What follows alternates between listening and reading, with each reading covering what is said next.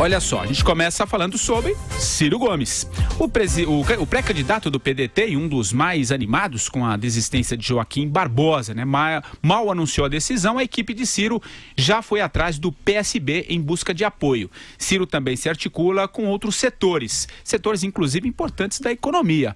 Uma reportagem do Estadão de hoje informa que o empresário Benjamin Steinbrück, da CSN, a Companhia Siderúrgica Nacional, se filiou ao PP. A iniciativa faz parte de uma articulação para fazer dele o vice de Ciro Gomes, sem contar as conversas que ele vem tendo, né, com o DEM, assunto sobre a qual, inclusive, temos falado aí nos últimos dias. Andreasa, eu vou começar com você. Você está no lugar da Vera enfim, o que você achou dessa articulação do PP, do DEM, do Steinbrück? O Ciro está virando um candidato de centro. O que vai dar essa coisa exótica, como você disse? O Ciro pode querer se colocar como candidato de centro, mas acho difícil que ele alcance esse lugar. Ele é percebido hoje, e o seu próprio discurso é indicativo disso, como um candidato à esquerda, né? Nesse sentido, faria sentido uma aliança com o PSB. Nós falamos sobre isso aqui nos últimos dias, um PSB desesperado, em busca de alguma perspectiva de poder, uma vez que o Joaquim Barbosa, aquele que foi sem jamais ter sido, pulou fora do barco em que jamais entrou. Sem o Joaquim Barbosa, o PSB fica sem perspectiva de poder, fraco, um partido fragmentado, embora tenha alguns governadores, vários núcleos de poder. Sem essa perspectiva, faria algum sentido migrar para a candidatura do Ciro, embora, e aí para mim é o ponto fundamental, o Ciro não seja um candidato confiável. Eu acho que o Ciro é um candidato que promete e não cumpre. Então é difícil associar uma perspectiva de poder à candidatura do Ciro, né? Quer dizer, você empresta o teu capital eleitoral para um projeto de poder e uma vez o sujeito eleito, porque o eleito será ele, um abraço, mesmo com a vaga de vice. Mas isso serve para o PSB, que está nesse espectro oportunista da esquerda. Porque o Ciro, se você perguntar para alguém que se diga de esquerda, vai dizer, não, o Ciro não é de esquerda, o Ciro é um oportunista tentando ocupar o espaço projetado com a saída do Lula. Tudo bem, é aceitável. A articulação com o PP é que para mim é de um exotismo difícil de acreditar. O PP compõe, embora seja verdade, tenha feito parte dos governos petistas, seja um partido também ele oportunista, mas está hoje colocado muito nesse centro fisiológico, cuja migração faria mais sentido no movimento do PSDB ou do PMDB. O Ciro há muito tempo fala, e faz sentido que fale, de ter um empresário como vice, né? Existem pesquisas que indicam que esse é um bom lugar. Agora, no PP, filiado ao PP para compor com o PDT, é muito exótico. Eu não acredito que isso vingue. A ver. Vera Magalhães, o que você acha? Você vê alguma possibilidade do Steinbrück ser vice do Ciro? E claro, todas essas tentativas do Ciro de trazer esses outros partidos, mas acho que era legal você falar um pouquinho dessa questão do Steinbrück. Acho que pode dar jogo ou não? Pois é, Patrick, a gente não sabia nem que o Benjamin Steinbrück era filiado a um partido político. Ele se filiou na 1ª hora ali da janela partidária ao PP, foi no dia 4 de abril, e a informação foi dada pela Sônia Raci e pelo repórter Igor Gadelha, os dois do Estadão hoje. O que tem aí? Tem um jogo de interesses múltiplos e nenhum deles é o do povo brasileiro. O do Benjamin Steinbrück é salvar o grupo empresarial dele, que está em maus lençóis, está enfrentando complicações há algum tempo já. Ele se vale, portanto, do fato de ser amigo pessoal do Ciro Gomes. Emprestou o jatinho da empresa para o Ciro na campanha de 2002, ocupou ali uma vaga na companhia da Transnordestina, fazia parte do consórcio que tinha a Transnordestina, uma obra eivada de complicações, de irregularidades, que nunca saiu, nunca foi concluída. Então eles têm um histórico juntos, um histórico que não é auspicioso, de boa gestão, muito pelo contrário. Então, é um daqueles compadrios bem à brasileira, em que você pega um cara que é de esquerda, junta com um setor produtivo que enfrenta problemas e tenta resolver o problema geral. No caso do PP, por que interessa? O presidente do PP é o notório Ciro Nogueira, de Ciro para Ciro, que é do Nordeste, um partido que tem uma certa força no Nordeste depois que ele ascendeu, substituindo o grupo malufista. Então, hoje em dia, sem o PT, o Ciro Gomes é visto como uma possibilidade de vitória no Nordeste, ajudaria o projeto do PP nordestino, dessa ala aí. E eles partem do princípio de que quem quer que vença, eles serão governo. Então, tratam mais ou menos com a mesma possibilidade com Rodrigo Maia e com Ciro Gomes e com Geraldo Alckmin, ou um quarto continente à sua escolha, como se fosse uma espécie de jogo de war da fisiologia. Então é mais ou menos essa a lógica, ou seja, lógica nenhuma do ponto de vista político-ideológico e pura fisiologia barata. O que você acha, Madu? Olha, Patrick, eu penso o seguinte, se eu fosse candidato ou pré-candidato, eu ia convidar um empresário não para ser vice, para ser caixa de campanha, faria menos exótico, né? É curioso, mas como eu já venho há muito tempo falando aqui no programa, né? Cada vez mais está aberta a temporada de caça ao voto de centro. O meu sentimento é realmente que o eleitorado brasileiro quer um candidato de centro. Aí começam, digamos, entre aspas, os travestismos políticos, né? Os travestis políticos, todos querendo capturar o voto de centro.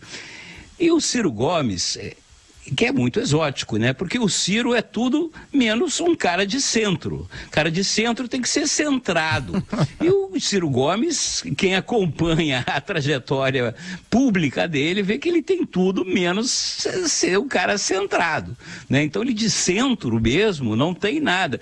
Até de certa forma, eu tô falando sério, quer dizer, quando você vê a figura midiática do Ciro Gomes, eu acho que o eleitorado, ele está querendo justamente um candidato low profile.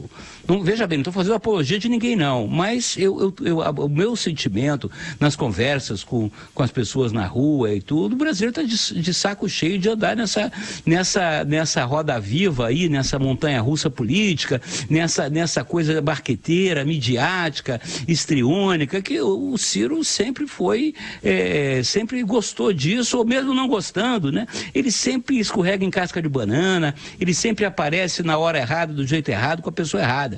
Portanto, eu acho curioso, exótica, né? É a palavra do dia, essa tentativa do Ciro Gomes de tentar cativar o eleitor de centro, que cada vez mais, graças à democracia, o editor é macaco velho, o eleitor é macaco velho, ele cada vez mais ele vai aprendendo justamente primeiro o que ele não quer, né? Então, acho exótico.